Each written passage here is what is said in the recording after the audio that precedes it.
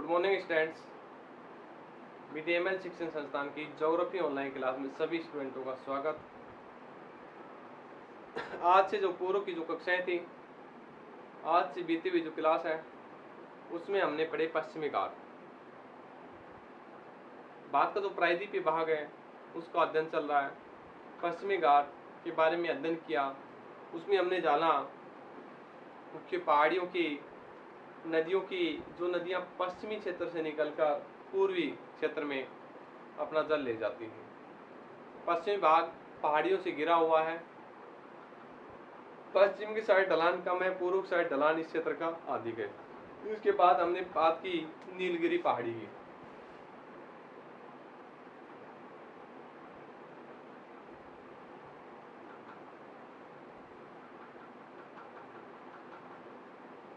नीलगिरी की जो पहाड़ी है उसमें हमने जाना है जो नीलगिरी की पहाड़ी ये एक राज्य में नहीं होकर 3 राज्यों में फैली हुई है।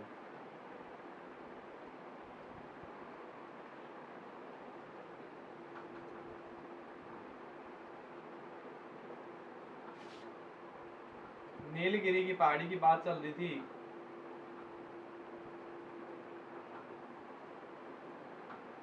ये तमिलनाडु,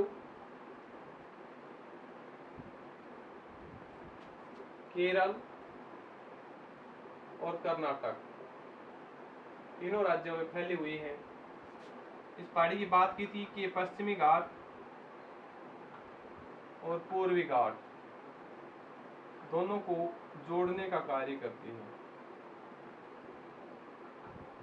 क्या करती है? पूर्वी घाट और पश्चिमी घाट दोनों को जोड़ने का कार्य करती हैं। और ये पहाड़ी भारत की सबसे पहले जैव संरक्षित क्षेत्र घोषित किया गया था 1986 में, और यूनेस्को ने विश्व धरोहर सूची में शामिल किया। तो जैव संरक्षित क्षेत्र भी है 1986 में घोषित किया गया नीलगिरी पहाड़ी को। इसके अलावा फिलहाल 18 जैव संरक्षित क्षेत्र है। इसे यूनेस्को ने अपनी धरोहर में शामिल किया गया 2001 में। फिलहाल 11 क्षेत्र शामिल है।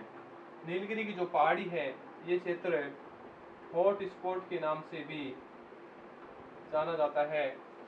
यानी ये जो जैव विविधता वाला क्षेत्र है, ये स्थान इस क्षेत्र में सर्वाधिक जैव विविधता पाई जाती है। और ये जैव विविधता फिलहाल समय में संवेदनशील है, यानी खतरे के कगार पर है। इस कारण से हॉट स्पॉट की श्रेणी में शामिल किया है। नीलगिरी जो पहाड़ी है इसमें तिब्बत में एक चोटी है, डोटा या डोडा बेटा,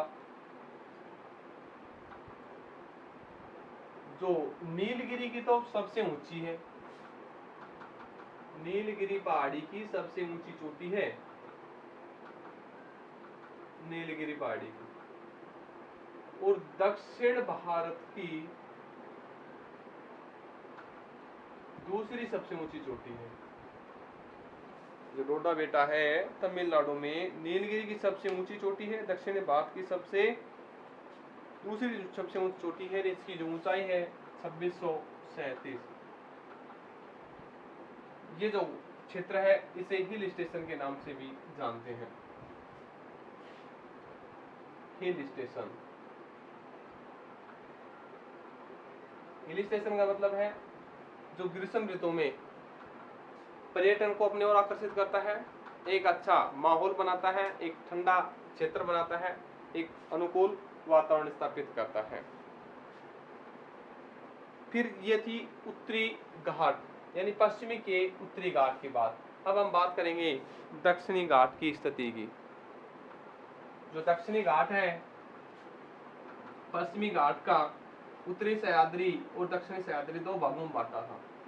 उत्तरी सह्याद्री की स्थिति थी, अब स्थिति आएगी दक्षिणी सह्याद्री।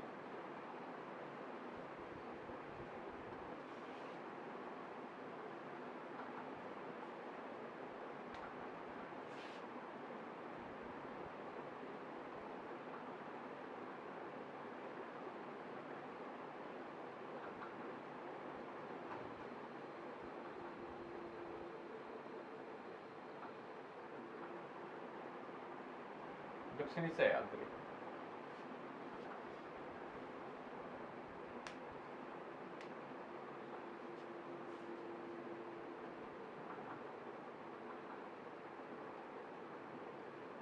केरल,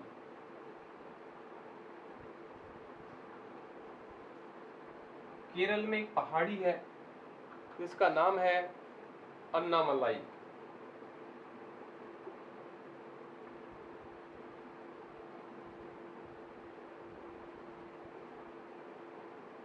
पहाड़ी है केरल में, इसका नाम है अन्नामलाई।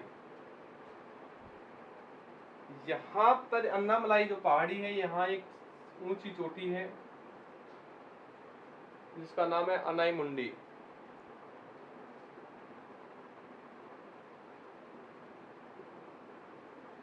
अनाईमुंडी, ये जो चोटी है दक्षिण भारत की सबसे ऊंची चोटी मानी गई है, जिसकी ऊंचाई है 2669 मीटर। दक्षिण भारत की सबसे ऊंची चोटी।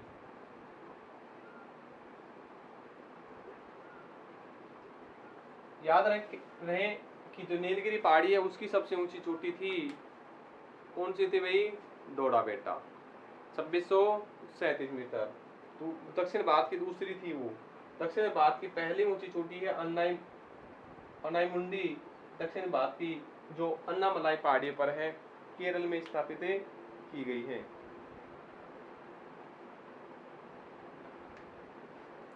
इसके बाद इस क्षेत्र में आता है एक पहाड़ी आती है पालनी पहाड़ी।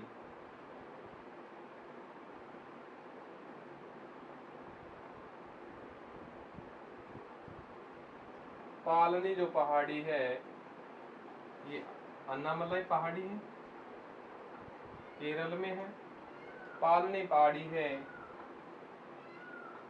तमिलनाडु में। कहाँ है? तमिलनाडु में है।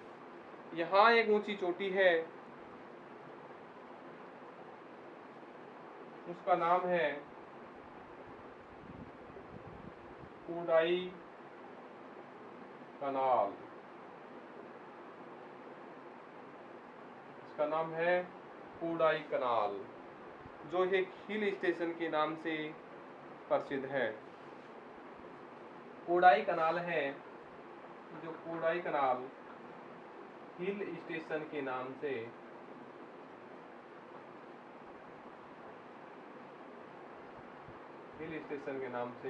प्रसिद्ध है। यानी गर्मी से राहत पाने का स्थान, जो हम स्वास्थ्यवर्धक भी कह सकते हैं।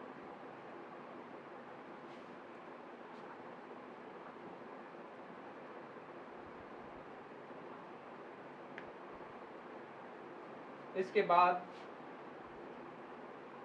यहाँ है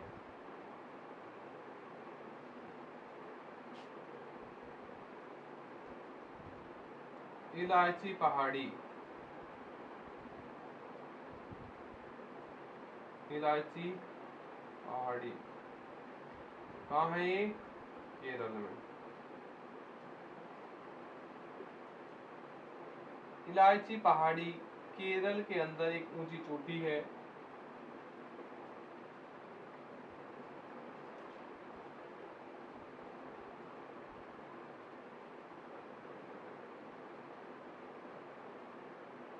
इसकी चोटी का नाम है अगस्त मलाई, अगस्था मलाई।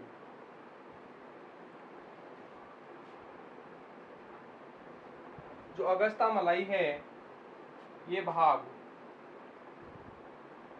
जैव संरक्षित क्षेत्र घोषित है।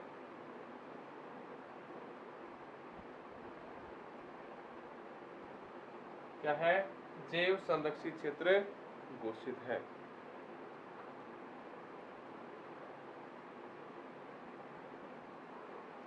और यहीं से नदी निकलती है, उसका नाम है ताम्रपर्णी नदी, जो दक्षिण भारत की सबसे दक्षिणतम नदी है, जो दक्षिण भारत की सबसे दक्षिणतम नदी मानी गई है। तो हमने बात की पश्चिमी घाट के उत्तरी सह्याद्री की। उत्तरी सह्याद्री में हमने पढ़ा महाबलेश्वर, केद्रुमक, ब्रह्मगिरी आदि जो चोटियां हैं उनके बारे में, कलसुबाई आदि चोटियों के बारे में। महाबलेश्वर से कृष्णा नदी निकलती है। उसके बाद कुद्रेमुख से ऊपर एक चोटी है बाबा बुदन की पहाड़ियाँ। उसके बाद है ब्रह्मगिरी से कावेरी नदी निकलती है, जो दक्षिण की गंगा के नाम से जानी जाती है। इसके बाद बात थी नीलगिरी पहाड़ी की, जो नीलगिरी पहाड़ी तमिलनाडु, केरल और कर्नाटक में फैली हुई है, सर्वाधिक तमिलनाडु में है। उसके बाद नीलगिरी जो पहाड़ी है वो पहले नंबर पर तमिलनाडु में है। उसके बाद है केरल में है और इसके बाद है कर्नाटक में। यहाँ एक नीलगिरी की सबसे ऊंची चोटी थी डोडा बेटा, 2637 मीटर जिसकी ऊंचाई थी। दक्षिण भारत की दूसरी सबसे ऊंची चोटी थी। ये थी उत्तरी सह्याद्री की। इस भाग को नीलगिरी को हॉटस्पॉट क्षेत्र घोषित कर रखा है, यानी एक संवेदनशील क्षेत्र है, एक खतरे वाला क्षेत्र है, जैव विविधता की श्रेणी में शामिल है। सबसे पहले जैव विविधता की श्रेणी में शामिल किया गया था 1986 में। इसे यूनेस्को ने भी शामिल कर रखा है अपनी श्रेणी में 2001 में। इसके बाद बात आती है दक्षिणी सह्याद्री की, पश्चिमी घाट की है। अनाई मुंडी यहाँ की सबसे ऊंची चोटी है, दक्षिण भारत की 2669 मीटर है, जो अन्नामलाई पहाड़ी में है, जो केरल के अंदर है।